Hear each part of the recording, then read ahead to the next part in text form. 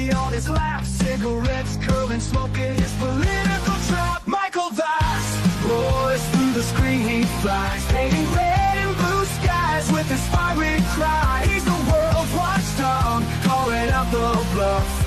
Right-wing swagger, but his heart's pretty tough. Hey everybody. All right, just a short intro there because I want to get into this story, and it happens to be June 16th, and it happens to be about 11:33 in the evening. So it's a little late. I want to get ready for the next day. But the reason why I'm up and I'm recording this right now, there was something I saw that really annoyed me, and I just couldn't go to sleep with this in the back of my head. So let me show you what I'm talking about. What you see on the screen is a post from Brian Krassenstein, and he's pretty popular and well known as a, not quite a pundit, but someone who speaks out in favor of course, Democrats. And Brian came out with some numbers today. This was from June 15th. About 486, almost 500,000 people have seen this. And he says, it appears that the No Kings protest was the largest, I assume he means largest protest, in U.S. history. What do you say, MAGA? Is this a mandate? It's a very straightforward kind of question, and it bugged me because it's pretty obvious, no, it's not a mandate. But he's trying to frame this in the best way that he can. He's trying to make a steel man argument that Trump is orange man bad. And he's trying to make it seem like there's been a complete reversal from November 2024. And more importantly, that the progressive movement is the correct movement for America. He's wrong at every point. But this just bugged me because he's trying to put up these numbers and people are going to look at it and they know that he is a popular individual. He has a large following and they're going to say, well, it must be true because he put up these numbers without a source and therefore it must be the truth. And I hate when people do that they just make these things up and basically deceive the public. So I decided to look into this. Now, first of all, he has no source for this data because it's absolutely arbitrary. He made it up. There's no way to know how many people were at the No Kings protest across America. There were, 1,000 plus locations? We don't even know how many locations actually had a protest. And some of these locations had, a dozen people, and some of them had several thousand people.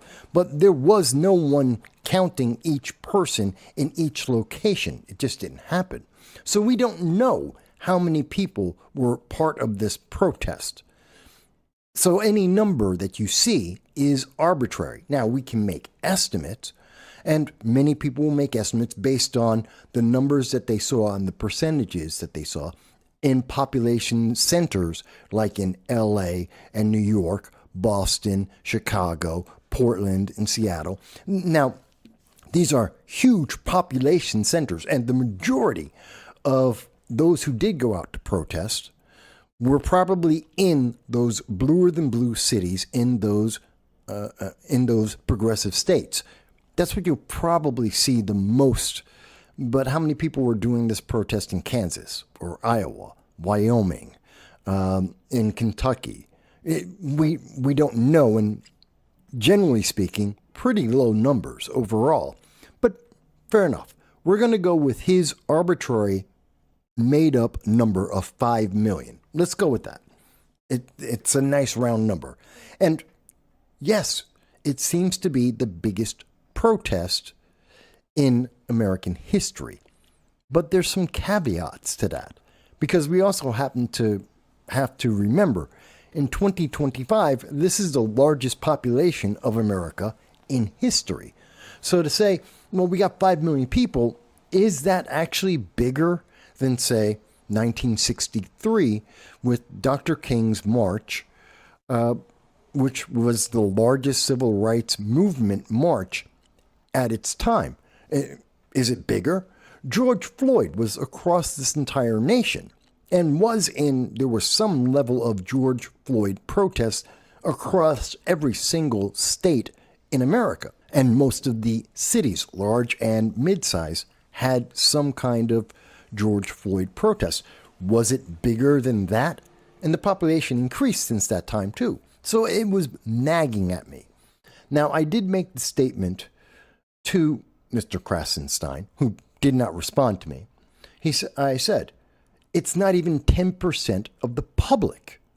How can you call it a mandate when it's not even 10% of the population of the United States? It's in fact about less than 2%. It's about 1.5% of the population of the entire country. So you can't say it's a mandate. It's not. MAGA can say that they have a mandate. MAHA can say they have a mandate. Republicans can say they have a mandate based off the November 2024 election. You can't say that. And with most recent polling in terms of immigration and those who support mass deportations, depending on how you ask the question and who you ask the question to, the aggregate answer we get, 54% of Americans do agree with mass deportations to some level. That is a mandate. It's well over 100 million people. So that bugged me. And so I called them out on that and said, one, you're making this up because there is no count, no official count. There can't be. And in addition to that, you only have 10% of the American population. You're wrong. There's no mandate. But he wants you to feel like there's a mandate. He wants you to feel like the progressives are right and you should follow them. Okay. So, like I said, it was bugging me because it's so inexact. So I went on to ChatGPT and I decided, hey, let's look at some of the data. Now, the first problem was trying to figure out the various marches or to find out if there were any significant estimates, any credible numbers that we could go by. And in fact, there aren't. So I had to put in certain numbers. So I had to put in my estimate in comparing the March on Washington and George Floyd BLM protests and comparing that to the No Kings protest of 2025. And I had to put in the number 5 million because ChatGPT couldn't find a number because there isn't one. So automatically, Mr. Krassenstein his argument is invalid. Is it a mandate? No. Why? The numbers are imaginary. But let's go with his imagination. Let's compare the numbers. So when I did the first comparison, I went against the population of the entire United States. That's in 1963. That's in 2020. And what did we get? The net result was that, and I was surprised by this because I thought Dr. Martin Luther King was bigger. And it wasn't on the list, by the way. It wasn't on the list, this arbitrary list created by presumably Mr. Krassenstein himself. He didn't include the Dr. King March on Washington. So I thought it was larger. In fact, it was only about less than 1% of the entire population of the United States. But depending on which source you go to, somewhere between 200 and 300,000 people. Roughly about, and most estimates settle on 250,000 people were reliably in Washington, D.C. Okay. And the No Kings protest, if we assume that the 5 million imaginary number is correct, that's only about 1.5% of the population. If we go by the George Floyd, which again, no hard, fast numbers on that. And there are estimates out there though, and they do have a range, and we believe they're somewhere between 15 to 26 million. Now that's very arbitrary, and it's very difficult to say, but at least people did attempt to get some understanding of that. What do we get? Well, that was about 4.5 to 7.9% of the population. But there's a problem here, because since No Kings protest doesn't have any estimate, we see that ChatGPT went with the numbers from 2020. So I decided to correct a little bit in this to try and make these numbers a little bit more fair for Mr. Krassenstein. I'm trying to get to his mandate that he believes. So will it ever, under any way of counting, get over 10%? Let's find out.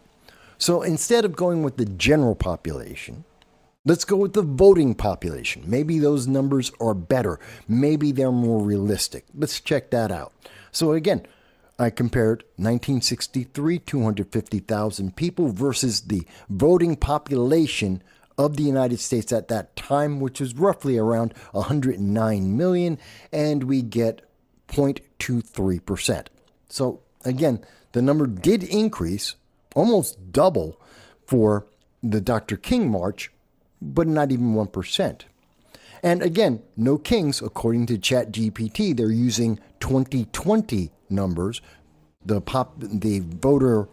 estimate of voters at that time, and you get 2.1% for the No Kings March or protest that just happened. And if you look at George Floyd, again, with its arbitrary numbers, with its estimate, you get somewhere around 6.3% of the population. Not looking so good for the No Kings March. Okay, maybe I'm missing this. Maybe something's wrong.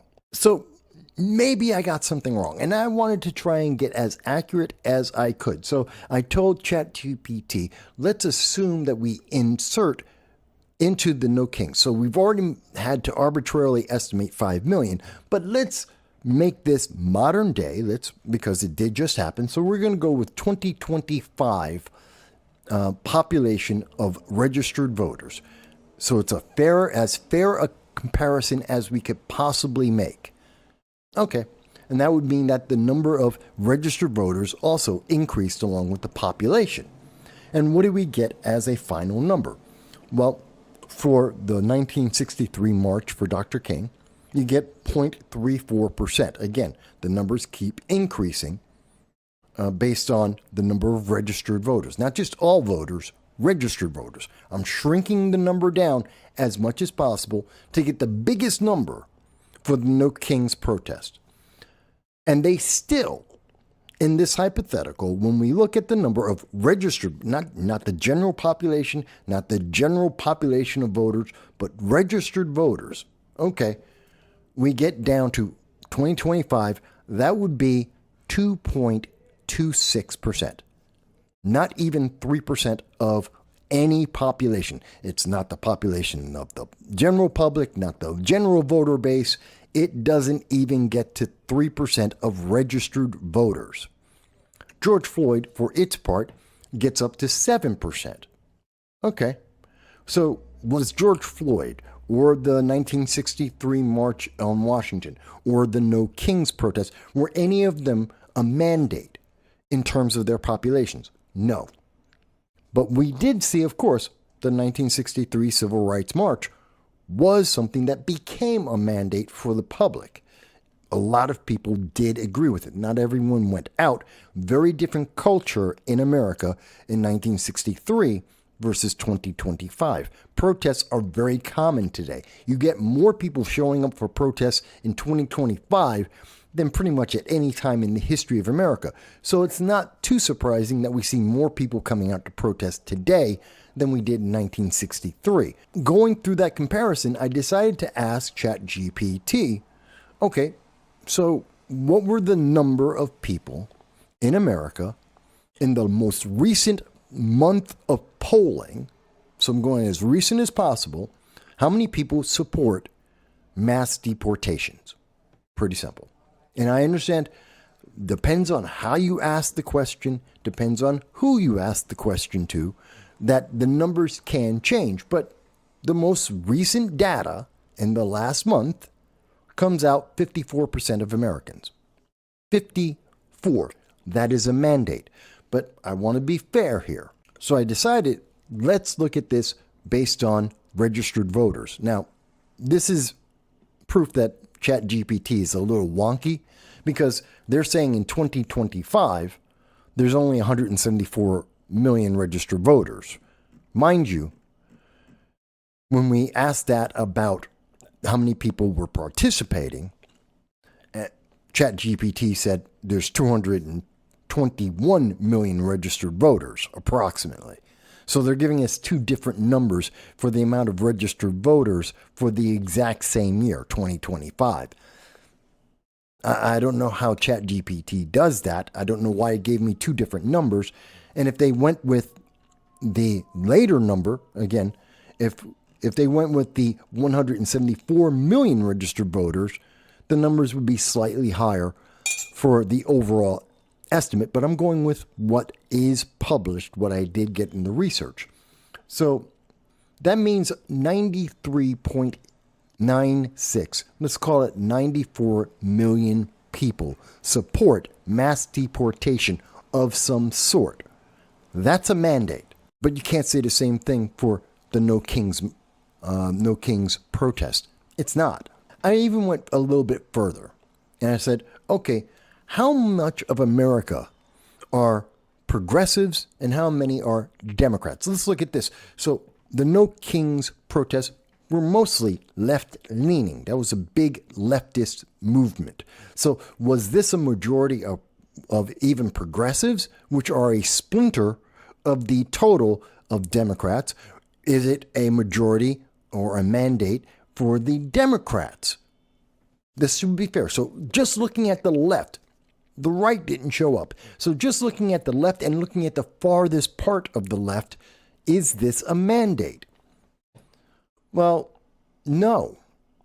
No, although these are the best numbers and the closest thing to a mandate that Brian Krassenstein can get. See, there's somewhere around 8% of all adults across America that actually consider themselves progressive. That's about 21 million people. That means that if there were, in fact, 5 million, again, the imaginary number, if there were 5 million progressives that came out, and assuming everyone who showed up was a progressive, that would mean that roughly about 25% of the progressive movement was behind the No Kings march or protest, and that's still not a mandate. Still not a mandate. But we know that it wasn't just progressives. It wasn't just progressives. And by the way, I'm using the smallest number of progressives because that gives the best number, the best result for Mr. Brian Krassenstein to say that there's a mandate. Smallest number, best comparison, 25%, and he's not even going to get a mandate there. But let's include all the Democrats. So let's think about the Democrats. There's about 78 million Democrats. It looks worse. No matter how you want to look at this, whether you're looking at the 21 million progressives, you're looking at the 78 million total Democrats, if you're looking at even just looking at Democrats who are not progressive, which is the majority of Democrats, somewhere around 47 to 57 million people. Well, that's the best numbers. You can't get better. No matter how you look at this, you're going to wind up with, at the best, 25%. And by the way, when I say that there's about 21 million progressives, if you go over to Grok, well, you're going to get an entirely different number.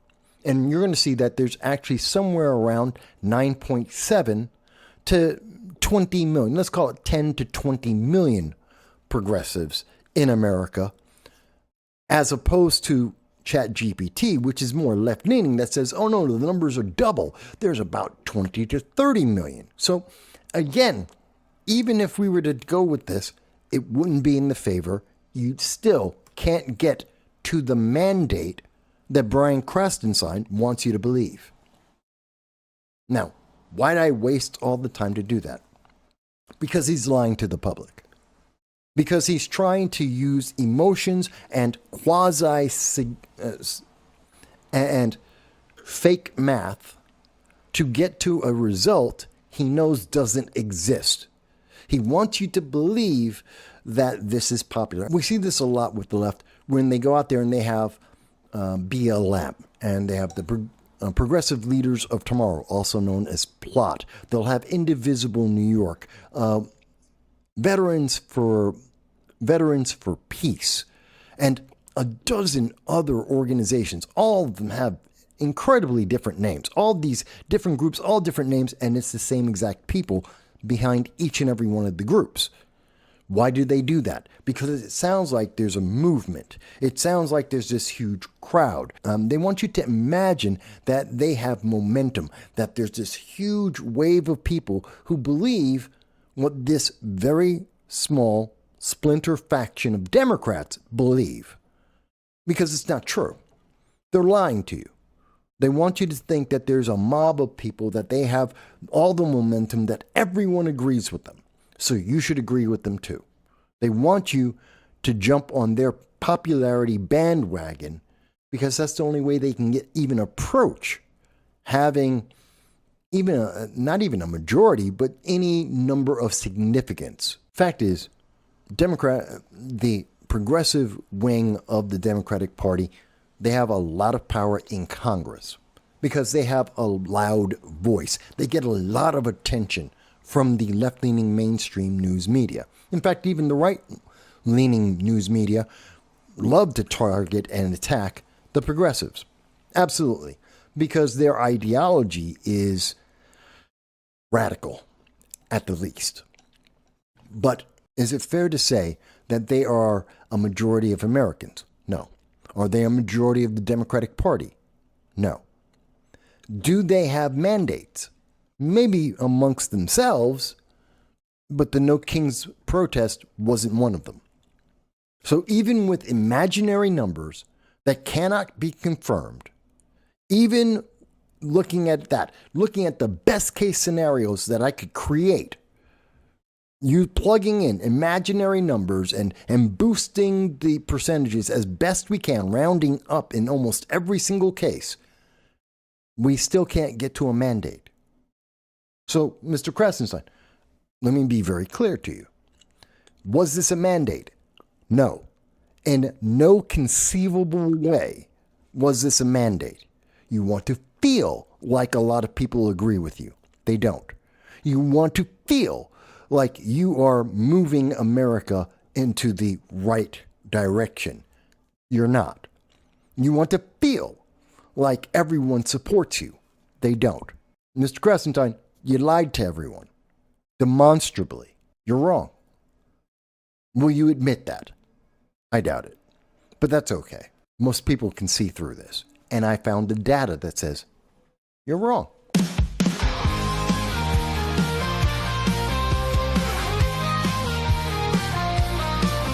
There's a dragon on the wire, breathing digital flames. No soundbites allowed is the name of his game. With a coffee in one hand and his puppy on his lap, cigarettes curling, smoking his political trap. Michael Vass roars through the screen, he flies, painting red and blue skies with his fiery cry. He's the world's watchdog, calling out the bluff. Right-wing swagger, but his heart's pretty tough.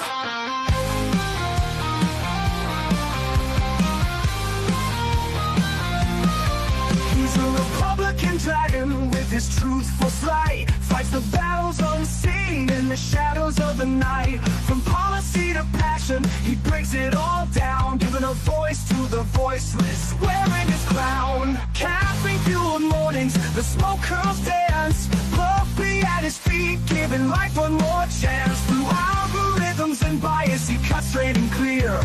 Michael's roar echoes in the hemisphere. Michael Vass roars through the screen, he flies, painting red and blue skies with his fiery cry. He's the world's watchdog, calling out the bluff. Right-wing swagger, but his heart's pretty tough.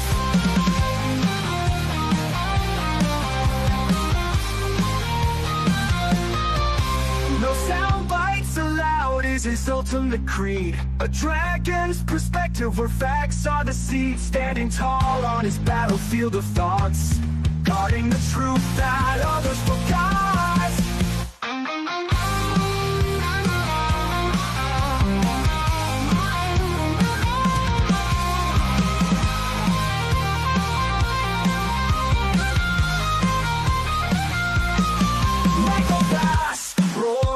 the screen he flies, painting red and blue skies with his fiery cry. He's the world's watchdog, calling out the bluff.